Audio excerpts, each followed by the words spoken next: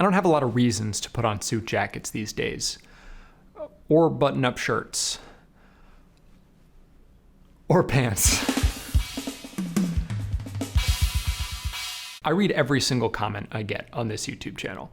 I don't respond with the frequency or fervor that I once did, but most days I don't get more than a handful, so it's not really a time commitment as much as a psychological one, since inevitably some of the comments will be complaining about my face.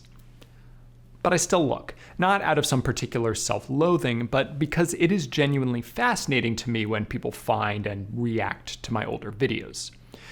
The Week I Review is having its second birthday in August and features over 100 reviews.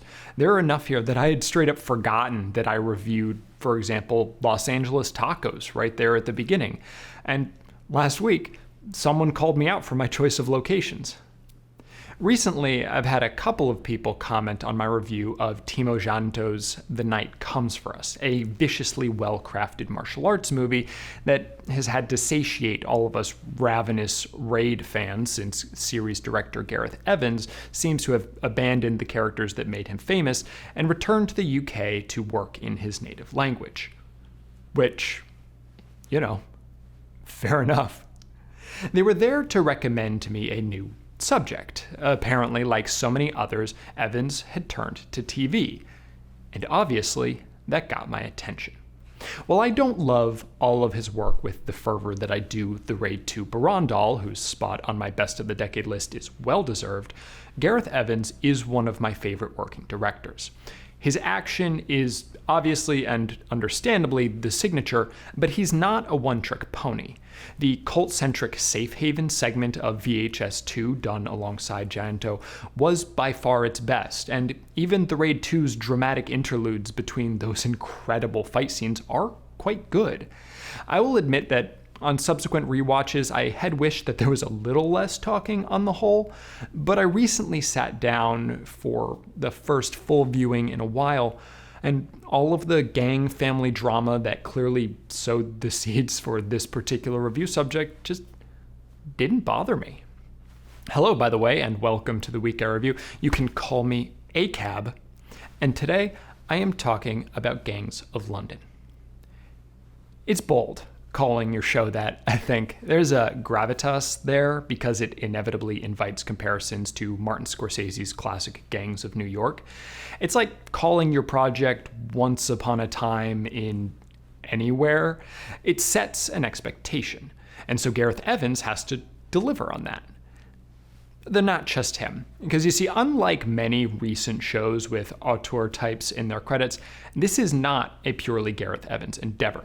And yes, I know that TV shows are never a purely one-person endeavor, and movies can only in the rarest of cases be thought of that way.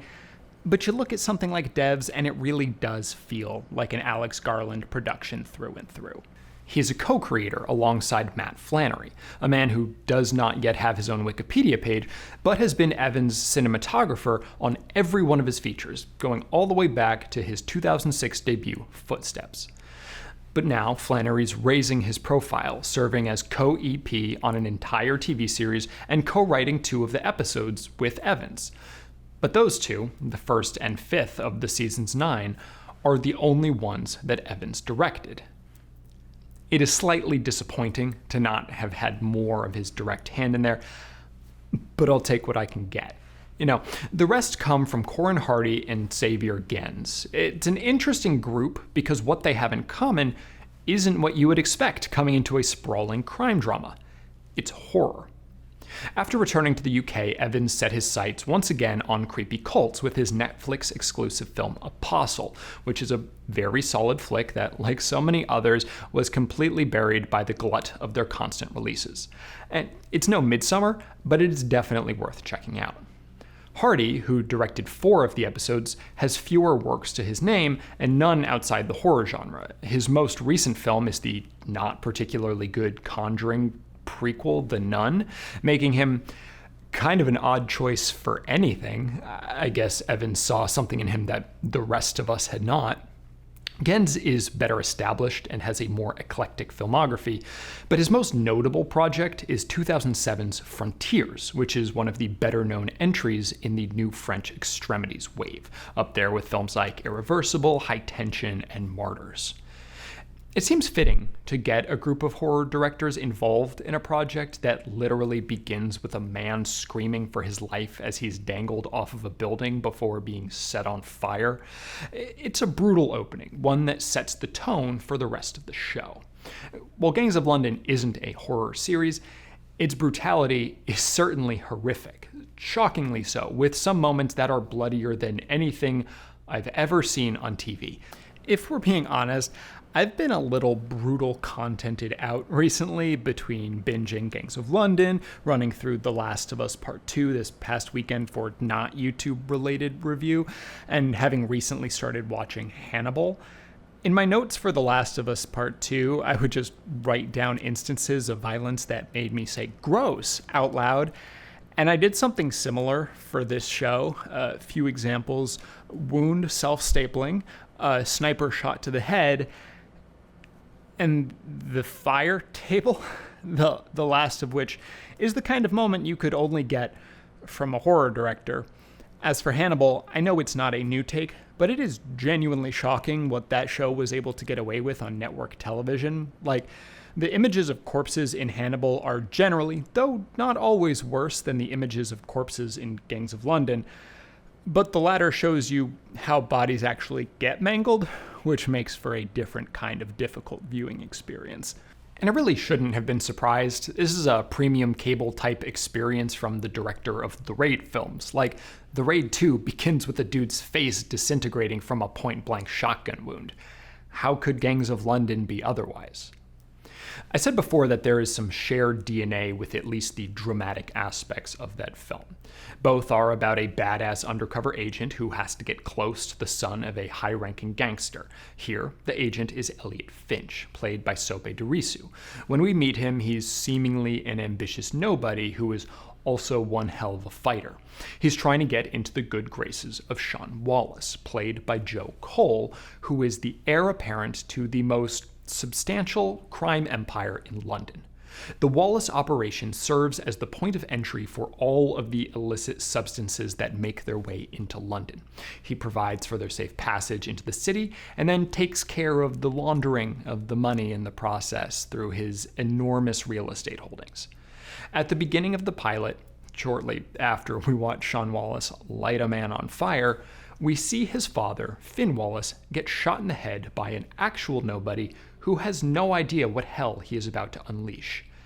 And hell it becomes, because this move is ultimately a declaration of war by an unknown source, and Sean will stop at nothing to bring that person to justice.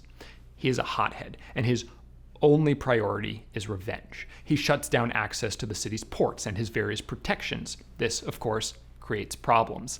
The gang leaders don't look all that favorably upon Sean in general, young and inexperienced as he is, and certainly don't take kindly to someone who is threatening to destroy their businesses. Things are complicated by the continued presence of the Dumani family within the Wallace empire. Ed helped Finn get to where he was, and Ed and his son Alex continue to handle a lot of the business aspects, at least until Sean gets in the way and publicly undermines them. So there's a lot going on. And as with the Raid 2, this is a truly international affair. The various factions include Albanians, Kurds, Pakistanis, and more. I half expected to see some Indonesians in there just so we could at least get some cameos from his old crew. But even without them, there is a whole melting pot of personalities, and we get to hear a fair number of different languages throughout. I particularly like it when characters switch between languages within a conversation, because it gives you a glimpse into their relationships to cultures based on the way that they weave English and their native languages into dialogue with other people who speak both. This is most impactfully represented in the mostly arguments had between a particularly violent Pakistani drug lord and his son, who is looking to become London's mayor and wants nothing to do with his father's enterprise.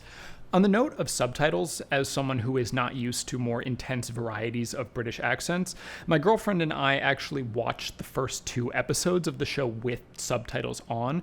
For whatever reason, it was easier for me than her, but definitely there were times where I was glad to have had it when we did, and then a couple moments I wished we'd had them after we'd turned them off.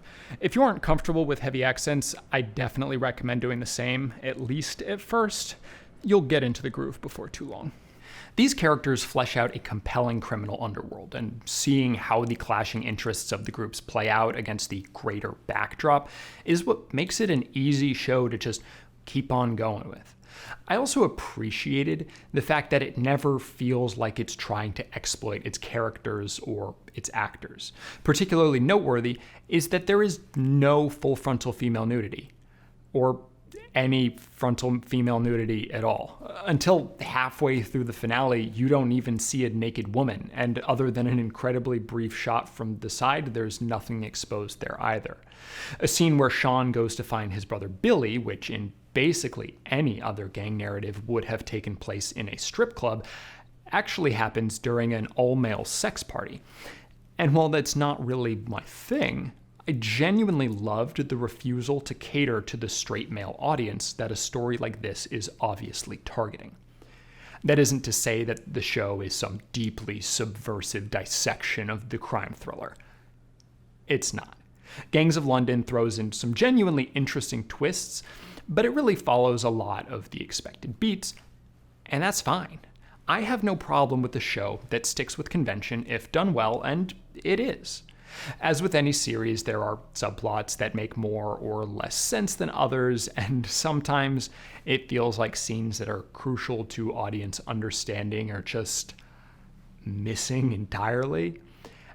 But I would rather it feel truncated than bloated, and I'm happy that the 9-ish hours of the whole season just breezed on by.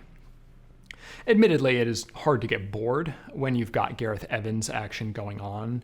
As I mentioned before, Evans only directed 2 of the episodes, but it's clear to me that he was at least involved in the way that action scenes are depicted throughout. While there are shootouts aplenty, we do get to see a number of very good hand-to-hand combat sequences, and his style of filming with a handheld camera but appropriate distance mixed with more deliberate cutting ensures total clarity and continues to be my favorite action aesthetic. And it's interesting to see how the other directors take that framework but can't quite match Evans' capabilities. It's not entirely unlike The Night Comes for Us in that respect. It's Evans-esque and way above average, but there's just this little extra bit that you get when he's actually behind the camera. You can feel it. And I say that with 100% confidence because I incorrectly went into the 4th episode believing that he had directed it.